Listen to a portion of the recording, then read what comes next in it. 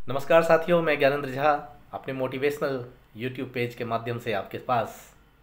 तो दोस्तों, आज की टॉपिक में मैं बात करता हूँ एक ऐसे टॉपिक पे, एक ऐसे आर्टिकल पे जिसको सुनने के बाद आपके चेहरे पर अंत अंत तक एक मुस्कुराहट होगी। ध्यान से जानिएगा, ध्यान से सुनिएगा, ध्यान से समझने के बाद आप कुछ ऐसा जान लेंगे जो इस जीवन के रूपांतरण के लिए काफ़ी काफ़ी होगा। तो चलिए हम इसी पे बात करते हैं कि अपने मन को शांत कैसे करें। तो साथियों, एक बार एक लड़का एक महात्मा बुद्ध के पास जाता है और उससे कहता है, महात्मा बुद्ध, मेरे जीवन में बहुत अशांति है, कृपा करिए मेरे ऊपर, मेरा मार्गदर्शन करिए कि मैं अपने मानसिक असंतुलित अशांति से छुटकारा कैसे पाऊं। महात्मा बुद्ध उस लड़के से पूछते हैं, तुम्हारे जीवन में अशांति क्यों है?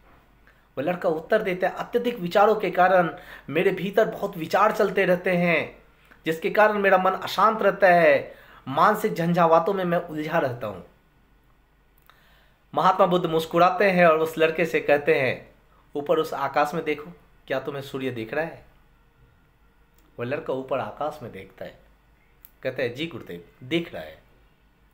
फिर बुद्ध ने कहा उस लड़के से, अगर तुम लगातार धूप में खड़े रहोगे तो तुम्हें क्या होगा? उस लड़के ने कहा, गर्मी लगेगी महात्मा, मुझे गर्मी लगेगी और शरीर में बेचैनी पैदा होगी। फिर महात्मा बुद्ध ने उस लड़के से पूछा कि अगर धूप में खड़े रहने से तुम्हें गर्मी लगती है तो इसमें दोष किसका है? सूर्य का, गर्मी का, या तुम्हारा? वह लड़का थोड़ी देर सोचता है और कहता है, कृपा करके आप ही बता दीजिए गुरुदेव। महात्मा बुद्ध मुस्कुराते हैं, उस लड़के से कहते हैं, सूर्य का काम तो गर्मी देना है ही, गर्मी का काम है गर्मी लगवाना, इसलिए दोस्त तो तुम्हारा है कि तुम धूप में जाकर खड़े हुए हो। तुम चाहते तो छाया में भी बैठ सकते थे। तो दोस्तों, ठीक उसी प्रकार हमारे मन का स्वभाव है, विचारों और भावनाओं को जोड़कर खिचड़ी बना देता है, ये खिचड़ी पकाता है। विचारों और भावनाओं का काम है आपको दिशा दिखाना, उस दिशा में आपको चलना है या नहीं, या फैसला तो आपके हाथ में है। इसका फैसला तो आपको करना है, आपका पड़ोसी थोड़े करेगा। तो ध्यान से समझिए, ध्यान से जानिए कि विचार और भावनाएं समस्या नहीं है, बल्कि हमारा उनसे जुड़े रहना समस्या है। सोचिए कि हम धूप में खड़े हैं और हम चाह रहे हैं कि हमें गर्मी लगे ही नहीं, तो क्या संभव है? बिल्कुल नहीं। अगर आपको गर्मी से बचना है तो आपको अपनी जगह बदलकर धूप के बजाय छाया में जाना पड़ता है ना। तो हम मनुष्य होने के 4 आयाम होते हैं, तन, मन, दिल और बुद्धत्व। दोस्तों, बुद्धत्व जो है ना, वो बुद्धि के परे की स्थिति है। बुद्धि के परे की स्थिति को बुद्धत्व कहते हैं। तो तन और मन और दिल को अगर दूसरे और तीसरे आयामों में हमेशा उथल पुथल मचता रहता है, यानी कि मन में विचार चलते रहते हैं, दिल में भावनाएं होती हैं, ये दोनों बहुत ही शक्तिशाली हैं। और विचार क्षणिक होता है, भावनाएं ज़्यादा देर तक टिकी रहती हैं। विचार आपके पल पल बदलते जाते हैं, लेकिन भावनाएं आपके दिल में घर कर जाती हैं, तो जीवन भर मौजूद रहना पसंद करती हैं वो।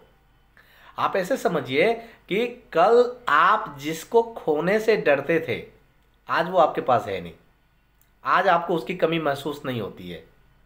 वो विचार है, कुछ समय तक हुई थी लेकिन अब नहीं है। लेकिन आपका कुछ खो गया और आप बार बार परेशान हैं, आपको महीनों महीनों तक नींद नहीं आती, तो वो आपकी भावनाएं हैं। विचार तुरंत बदल जाते हैं, जैसे अभी आप कुछ और सोच रहे हैं, थोड़ी देर बाद कुछ और सोचने लगेंगे। लेकिन भावनाएं निरंतर अपना स्थान बनाए रहती है। भावनाओं की वजह से तो आपको प्रेम हो जाता है, भावनाओं की वजह से ही तो आप ताजमहल देखते हैं और हमेशा आपके दिलो दिमाग में छाया रहता है। आप किसी तीर्थ यात्रा पे जाते हैं, उसकी सालों सालों तक याद संजोए रहते हैं। भावनाओं की वजह से प्रेम नफरत में बदल जाता है, मित्र शत्रु बन जाता है। उसके बाद उस लड़के ने महात्मा बुद्ध से पूछा, फिर उपाय क्या है? अपने मन को मैं शांत कैसे करूं? महात्मा बुद्ध ने उस लड़के से कहा, उपाय है तन के आयाम पर काम करो। और यह सबसे आसान तरीका है। शरीर का स्तर हमारी कर्मेंद्रियां हैं, ज्ञानेंद्रियां हैं। हमारी कर्मेंद्रियां कर्म से जुड़ी हुई हैं और हमारी ज्ञानेंद्रियां ज्ञान से जुड़ी हुई हैं। इसके प्रति हम अपनी संवेदनशीलता को बढ़ा सकते हैं। इसका मतलब है कि हम जो भी काम करें उससे आनंद के साथ कर सकते हैं। जैसे आप पानी पी रहे हैं तो पूरी तरह पानी पीते हैं, आप पूरी तरह पानी पीते हैं, 100% आप पानी पीने में देते हैं। ऐसा करने से आपका मन और दिल के आयाम से हटकर शरीर के आयाम पर आप आ जाते हैं। और बिल्कुल ऐसा है जैसे आप धूप से हटकर छांव की तरफ चले जाते हैं। तो मन और हृदय का आयाम अपना काम करता है, लेकिन आपकी जागरूकता आपके तन पे आ जाती है। अब जो देखिए ना, जैसे आप सुबह उठते हैं तो सूरज की किरणों का आप महसूस करते हैं, हवा को महसूस करते हैं। आंखें बंद करके पक्षियों की आवाज़ को सुनिए, लगातार तन के आयाम पर काम करिए। आप हैरान हो जाएंगे कि आप पक्षियों की आवाज़ को कानों से सुन रहे हैं, लेकिन आपका चित्त जो है बिल्कुल शांत है। आपने अपने चित्त पर कोई काम नहीं किया, फिर भी वो शांत है। तो पहला काम है कि हम अपने तन के हर एक अंगों को जागरूक करना शुरू कर दें। और एक और उपाय है मन के विचारों को शांत रखने का। अपने भीतर के सुरों को सुनिए, अपने भीतर के आवाज़ों को सुनिए, मेडिटेशन। फिर वह लड़का महात्मा बुद्ध से पूछता है कि अपने भीतर के हम सुरों को कैसे सुने। महात्मा बुद्ध ने उससे कहा, किसी शांत जगह पे बैठो जहाँ कोई शोर नहीं हो, अपनी आंखें बंद करो और अपने भीतर से जो आवाज़ आ रही है उस संगीत को सुनो। उस संगीत की लहरी के प्रवाह में प्रवाहित होने का प्रयास करो। हैरानी की बात यह है कि वह सुर कभी बंद नहीं होता है, लेकिन हम सुनते ही नहीं है कभी। हम हमेशा बचते हैं उसको सुनने से, हम दूर जाते हैं, क्योंकि हम दुनिया के उथल पुथल में इतना उलझे हुए होते हैं कि हमारे मन के भीतर चल रही संगीतमय संसार में हम गोता लगाना ही नहीं चाहते हैं। फिर उस लड़के ने पूछा, महात्मा इस सुर को अभी और इसी वक्त मैं क्यों नहीं सुन सकता। महात्मा बुद्ध ने कहा, बाहर के शोर के कारण आप अपनी आंतरिक आवाज़ को सुन ही नहीं सकते। अगर तुम अपने भीतर के सुर को कभी सुनना चाहते हो तो दोनों हाथों से अपने कानों को बंद करो और सुनो। तुम देखोगे तुम्हारे कानों में बिना किसी यंत्र के एक ध्वनि, एक संगीत चलता रहता है। और जब आप इसे प्रेम पूर्वक सुनोगे, आप अपने हृदय से, अपने मन से दूर हो जाओगे, फिर आप चित्त पर आ जाओगे और आपका चित्त वहाँ शांत होने लगेगा। एक बात हमेशा याद रखिएगा, मन सबसे ज़्यादा सक्रिय तभी होता है जब इसे आपके द्वारा ऊर्जा मिलती है। अगर आप अपनी ऊर्जा को अपने तन से और अपने भीतर के सुर को सुनने में लगा दोगे तो आपका मन सक्रिय कैसे होगा। पर समस्या क्या है आपको पता है?